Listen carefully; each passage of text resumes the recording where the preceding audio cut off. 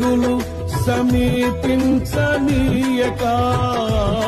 ఏ కీడైన దరి చేరనీయక, ఆపదలన్నీ తొలగే వరకు, ఆత్మలో నెమ్మది కలిగే వరకు, నా భారము మోసి బాసటగా నిలిచి ఆదరించితివి.